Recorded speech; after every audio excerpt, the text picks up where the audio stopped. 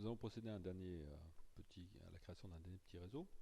Ici un réseau peer-to-peer que nous allons configurer avec des boîtiers donc PoE à l'étage. Certains boîtiers étant placés au rez-de-chaussée, d'autres à l'étage, et avec une caméra Wi-Fi qui va être reliée à un boîtier CPL Wi-Fi. Tout ça en 1200 mégabits. Je vous rappelle que donc on a une phase sur le rez-de-chaussée et une phase sur le premier étage.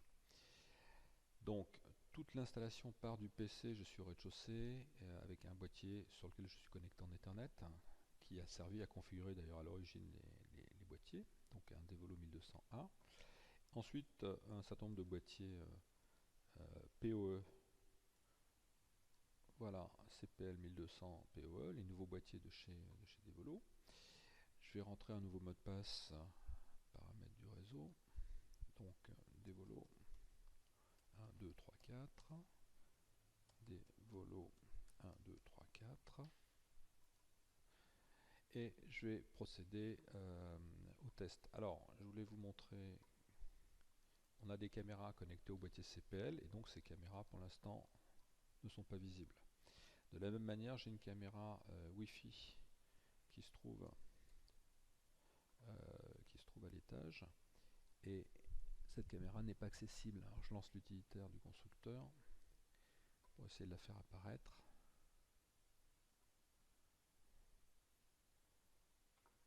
Voilà, il cherche la MAC adresse, les MAC adresses du constructeur, et il ne va rien trouver. Voilà. Donc voilà la situation. Donc on ne trouve pas les caméras de ce constructeur là, on ne trouve pas la caméra Wi-Fi, et ici l'analyse de bande passante montre qu'on n'a pas de trafic aujourd'hui sur la carte Ethernet. Il n'y a que quelques kilobits d'accusés de réception et de broadcast. Donc on va se remettre sur AV Pro Manager, on va flasher les boîtiers, donc on va faire actualiser le réseau. Donc les boîtiers passent de pastilles rouges à des pastilles jaunes. On commence par flasher le premier, celui qui connecte au PC. Donc notez qu'il faut toujours compter plusieurs secondes, ce n'est pas immédiat, tout passe par le réseau électrique, il n'y a que le premier boîtier qui va assez vite puisqu'il est connecté en Ethernet. Les autres boîtiers sont passés en jaune, et on va voir brutalement apparaître ici des débits. Voilà, pour l'instant très peu de trafic.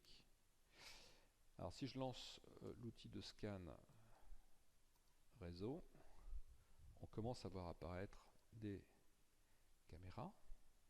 Je vous rappelle que les caméras en fait mettent 1 à 2 minutes pour booter au démarrage du PoE. Voilà. Alors j'ai une box qui est reliée à un switch à côté de mon PC au rez-de-chaussée, et c'est cette box qui attribue en DHCP les adresses IP aux caméras, ce qui explique pourquoi elles sont très bien rangées comme ça. Ok, donc là désormais j'ai accès, alors vous voyez avec des débits un petit peu différents selon les caméras, on va se connecter dessus tout à l'heure. Okay. Alors j'ai un PC aussi qui est à l'étage, mais pour l'instant ce PC on va essayer de le pinguer 192.68.1.6. Voilà. Et pour l'instant, donc j'ai une erreur, il ne répond pas. Alors, il ne répond pas, c'est logique, puisqu'il est connecté à un boîtier CPL qui n'est pas encore appairé, c'est celui-là. Donc je vais faire un clic droit et demander qu'on lui attribue le même mot de passe que les autres unités, en peer-to-peer. Voilà, on va attendre quelques secondes encore. Voilà. Alors ça pourrait être par exemple un poste client ou de sécurité en vidéosurveillance. Donc je reviens sur mon ping ici, et là je réactive le ping, et je vois que j'ai des temps de réponse corrects. Mon PC est bien passé en réseau. Alors il me manque toujours la caméra Wi-Fi. La caméra Wi-Fi n'est toujours pas sur le réseau. Si je fais ici searching, il ne trouve rien. C'est normal, puisqu'il faut bien une borne Wi-Fi pour pouvoir se connecter. La borne Wi-Fi se trouve ici. Je la mets sur le réseau. Je lui attribue le même mot de passe.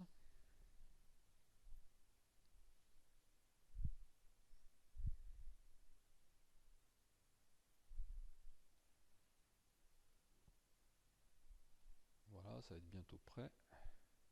Voilà. Et là, je vais pouvoir lancer. Alors, faut attendre quelques secondes parfois que la caméra s'accroche, hein. Détecte qu'il y a bien une bande Wi-Fi qui est apparue. Et voilà, j'ai une caméra qui vient d'apparaître ici, qui a pris aussi en DHCP une adresse IP. Je vérifie juste que c'est pas, ouais, que c'est bien une adresse IP disponible. Donc je vais faire un double clic sur l'adresse IP et on va l'ouvrir. Alors route, je me souviens plus le mot de passe.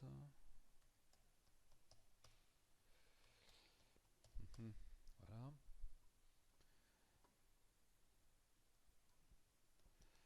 Alors je dois passer en H264 là je pense. Ça explique pourquoi j'ai un nouveau mot de passe. Voilà. Voilà ici ma caméra qui est placée sur un bureau à l'étage. Où sont mes autres caméras? Donc mes autres caméras sont placées, alors je vais les chercher avec mon utilitaire, ici en 1.52. Donc là ça lance plutôt Firefox. Alors vous notez au passage qu'on a les débits ici en direct. Donc là vous voyez je suis en Motion JPEG sur une caméra de bonne qualité, en Full HD, donc ça monte très vite. Donc je vais essayer de passer en H264, ce qui est fortement conseillé lorsqu'on est en vidéosurveillance évidemment. Alors le H264 demande normalement voilà, un passage sur un plugin QuickTime quand on est sur un PC.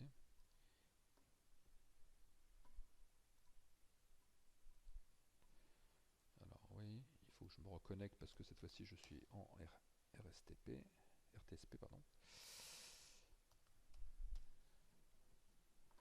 Et on va voir l'impact sur la bande passante de passer en H264. Voilà. Donc on était passé une bande passante assez monstrueuse de 18 mégabits avec la caméra Wi-Fi. Là on vient de redescendre à moins de 500 kilobits. Donc on voit ici tout de suite l'impact, même si la caméra filme des choses peu intéressantes pour l'instant en termes de débit. Voilà. Et pareil pour toutes les autres caméras qu'on a ici, qui sont des caméras 1,3 ou 2 millions de pixels ici, de chaque 6. Voilà. Donc j'espère que ça vous aura appris des petites choses. Et je vais clore ce module ici. Voilà.